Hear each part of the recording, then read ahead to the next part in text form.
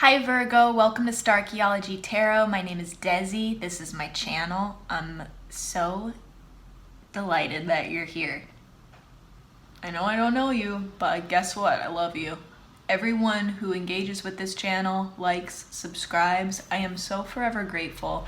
It's a real privilege and honor to get to connect with you in this way, and you are a crucial part of building out this collective, especially on an energetic level, because you bring a unique vibrational footprint to this collective.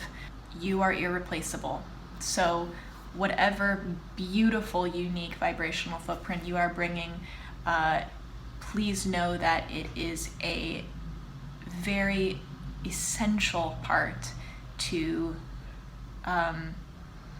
the overall beauty of this collective energy. Thanks for doing that with me. This is your May tarot reading, Virgo. This is good for Virgo, Sun, Moon, Rising, and Venus. And some of this will resonate and some of it won't. And that's really cool. Just take what's meant for you. What's not, it's meant for someone else. So let's share here, everyone, and be respectful of each other's differing journeys. With that, let's begin.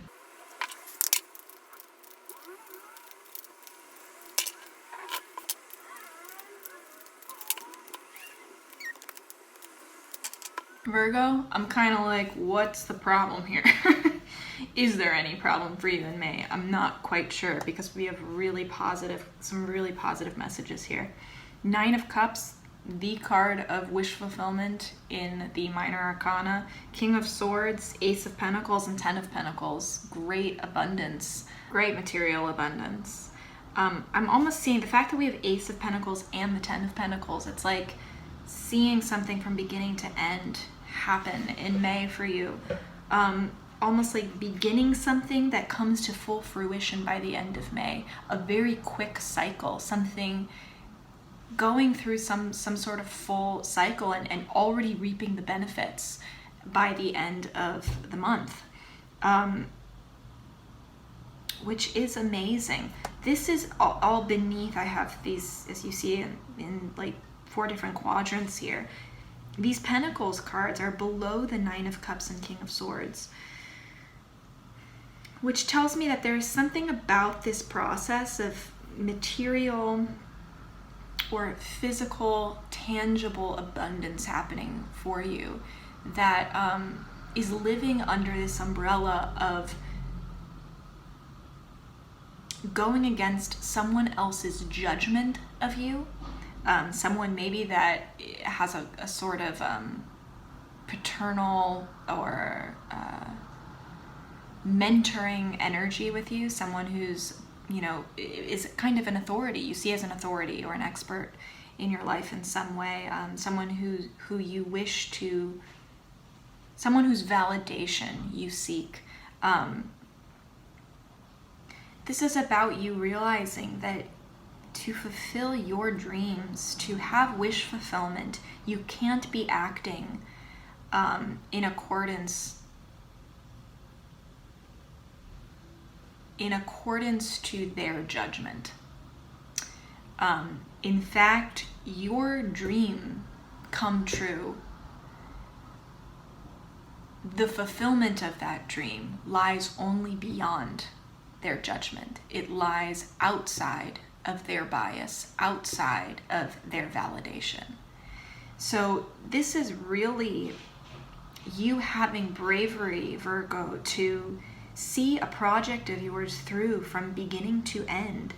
And maybe you'll end up coming right back to where you started at the end of it, because the 10 of Pentacles also, there is that element, that like Odyssean element of having to go through a journey to then realize what you had to begin with, while also experiencing extraordinary amounts of abundance and wealth and family and all of the boxes that we hope to check in this physical simulation that we have. But a big part of that means acting in accordance with your own judgment, not the judgment of someone else, even if it's someone that you really deeply respect and look up to. You may not have this person's validation.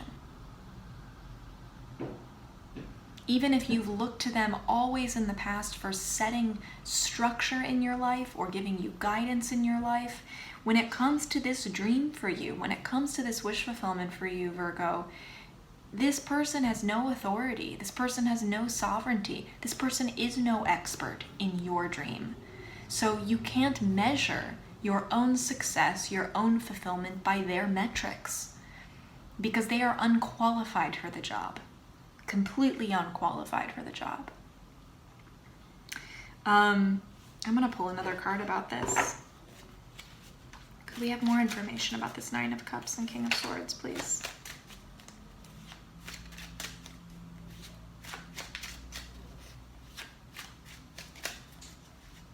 For some of you, this really is about you being, if there's not someone in your life whose validation you are seeking, this is really about you being the King of Swords when it comes to your own dream.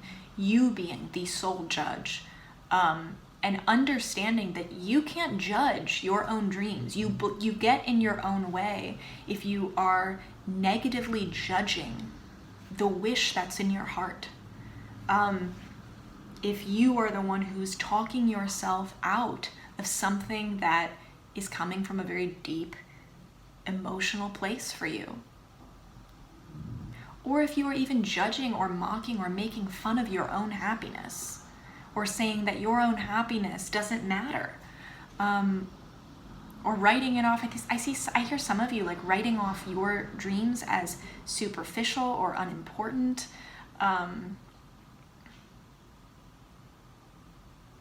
Or, it probably won't make me happy anyway if I follow that, if I follow that path. It's like you're judging it before you even do it. And the truth is, we know you have to go through the journey in order to judge that properly. You have to go through it from beginning to end in order to make that judgment. When you make the judgment before you take your first step, you deprive yourself of so much. Not just the result, not just the wish fulfillment, but the journey that is rich with treasures, rich with lessons, rich beyond any finishing snapshot, any just, picture of what the end result looks like. That 10 of Pentacles is this snapshot picture of like the final abundance, but and it's beautiful to have it, but really it's the journey that comes before the 10 of Pentacles that makes that 10 of Pentacles card so abundant, so rich, because there's wisdom in it. There's lived experience in it. And you can't appreciate everything that you have without going through the journey it takes to get there. You just can't. So when you judge yourself before you take the journey, when you judge your dreams before you achieve them, you miss out on a lot more than just the result. Can we clarify this?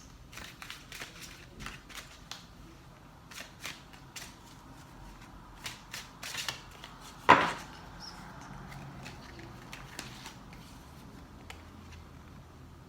I just pulled this for Taurus.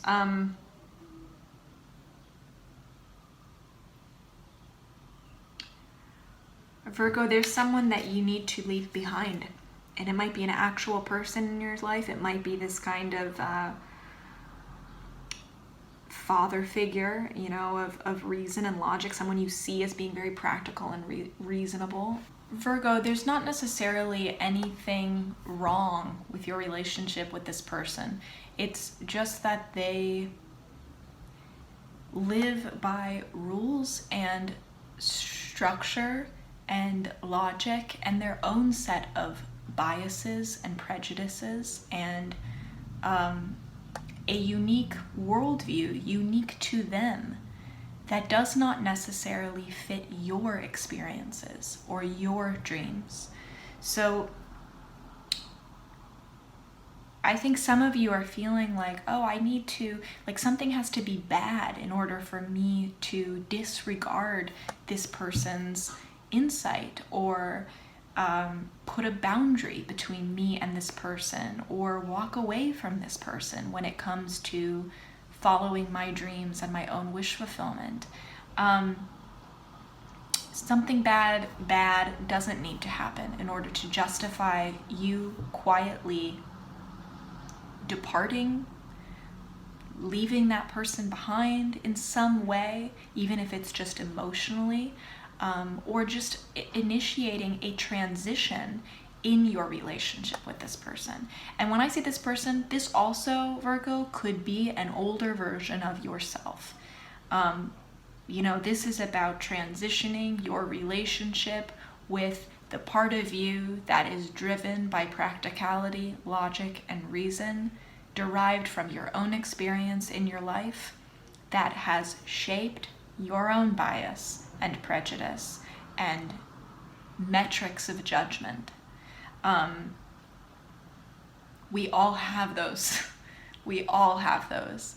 And for you, Virgo, something about yours might actually be a direct obstacle to your 9 of Cups dream come true.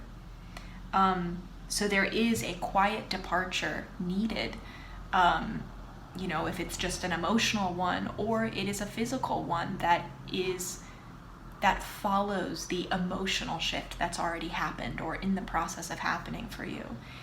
That is required in order to clear the path between you and your ultimate wish fulfillment, your dream come true, your emotional fulfillment. That's also what this 9 of Cups is about. It's not necessarily a dream come true. It's simply about allowing you to be fully fulfilled and emotionally in a place that is light and healthy and rooted in love. I think for some of you, there's something about this energy, there's this influence from this other person or from this version of yourself that actually seems to shed a lot of shadow on things that this other part of you wants to just focus on the light.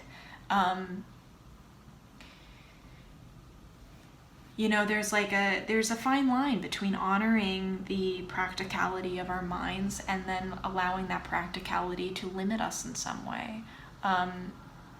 We want to use the experience and make logical judgments and decisions based on that experience. We don't want it to jade us. We don't want it to limit us. And you are figuring out that line, Virgo. And it has to do with this relationship with yourself or this relationship with this other person, this influence in your life.